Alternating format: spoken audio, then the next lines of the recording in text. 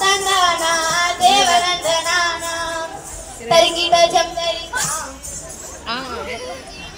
అక్క అసలు బుర్ర కథ అంటే ఏంది? తెలియదా? నీ చేతులు ఏముంది? మరి నా చేతులు ఏముంది? అక్క చేతుల తాంబూరు ఉన్నదా? అవును అదే. బుర్రనోళ్ళం బుర్ర లేని వాళ్ళకి చెప్పేదే బుర్ర కథ. తమ్మి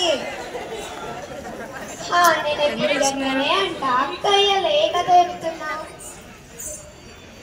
ఏదో కథ కాదురా, నల్ల మహారాజు కదా, పాండవుల కౌరవుల కదా, మరఠీల కదా, రామ కదా, లవకుశుల కదా, సీతమ్మ కష్టాలు. ఏంటక్క ఈ కథలన్నీ పాత చింతకాయ తొక్కులే కదా, ఏదో ఒక కొత్త కథ చెప్పాలి. ఏందిరా పాత అంటే రోతగా ఉందా? అయితే పాత గ్లాసులు, బిందెలు, వెండి పళ్ళాలు, బంగారు గొలుసులు అన్నిటినీ తీసి బయటకు పారేస్తావా? ప్రతి ఓడికి ఇదొక ఫ్యాషన్ అయిపోయింది. పాతలేంది కొత్త కూడా తిక్కసన్నా.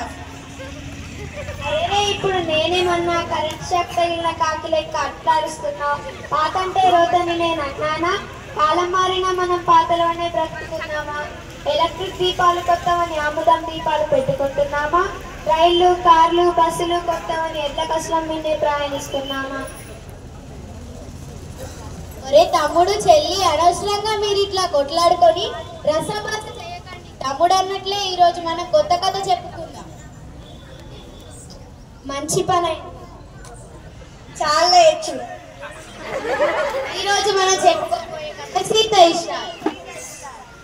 పేద ఇంటిలో పుట్టి పెరిగిన పైడి బొమ్మ కథరా, చదువు సందేలో పేరు పొందిన చక్కనమ్మ కథరా,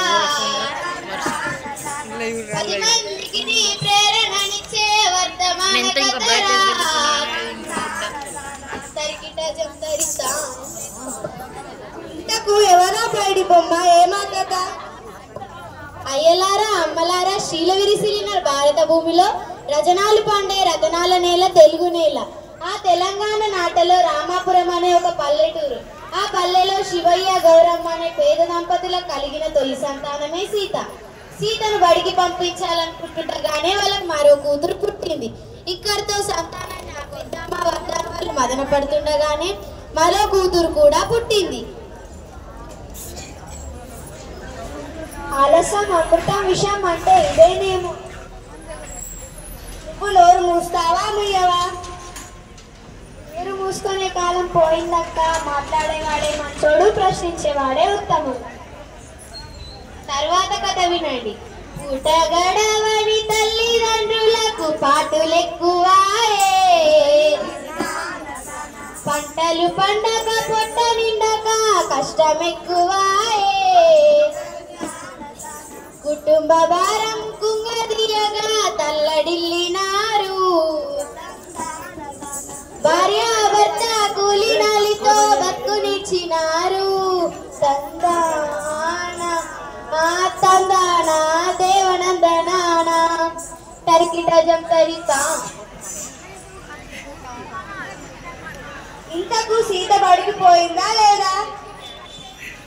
లేదు చెల్లి, అమ్మ నాయన పనిలోకి పోయితే తమ్ముడిని చెల్లెల్ని ఆడించడానికి ఆమె అంకితం అయిపోయింది. పిల్లలు బడిలో పెద్దలు పనిలో అన్న సంగతి వాళ్ళకి తెలియదా అక్క? 16 ఏళ్ల లోపున్న పిల్లల్ని పనిలో పెట్టద్దన్న చట్టాన్ని వాళ్ళెందుకు పట్టించుకోలేదు? చట్టాలు అమలు చేయడం ఏ ఒక్కరి బాధ్యత అనుకున్నంత కాలం పరిస్థితిలో మార్పు రాదు తమ్మి. సీతమ్మ ఏం పని చేసిందక్క?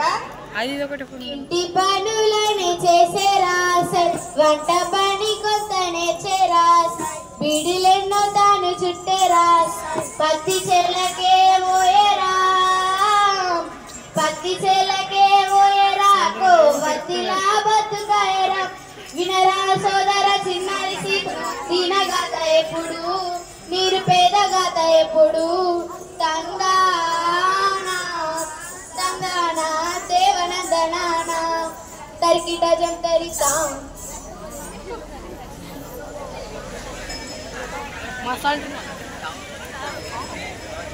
అంతేలేండి, అందరూ మా చిన్నక్కలా అంటారా? అంటే ఎందుకంటే గొప్పదాని అక్క. ఈ కథగాని నీ సంగతి చెప్తా.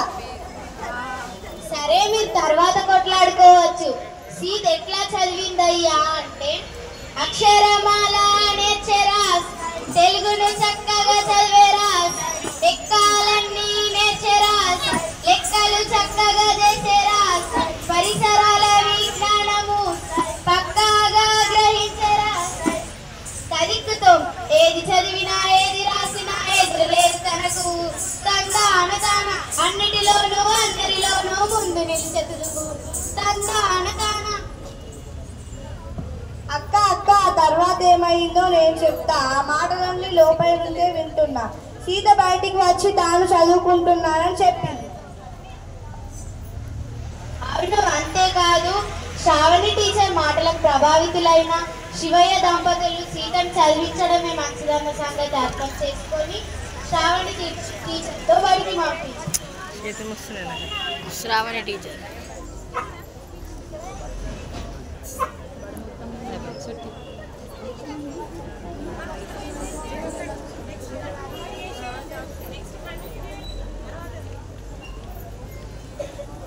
ఈ కథ వింటే ఎవరిలోనైనా తప్పక మార్పు వస్తుంది.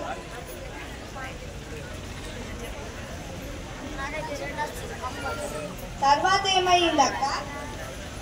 తర్వాత ఏముందిరా, సీతక్క అందరూ సీతను ఆదర్శంగా తీసుకొని తమను తమ దేశాన్ని బాగుపరచాలని కోరుకుంటూ కథను ముగించారు. మంగళం మన భారత మాతకు మంగళం, జయ మంగళం.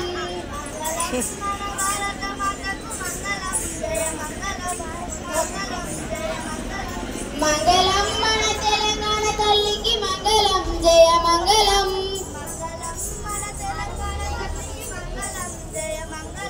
మంగళం మంగళం మన రుద్రమదేవికి మంగళం, జయ మంగళం.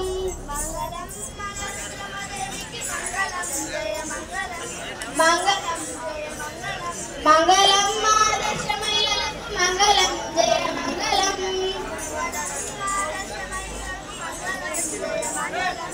మంగళం జయ మంగళం, మంగళం జయ మంగళం, మంగళం జయ మంగళం. తరికిట జోతరిక మాకు సెలవియండి, మళ్ళీ తిరిగి వస్తాము, మరవకండి అమ్మలారా.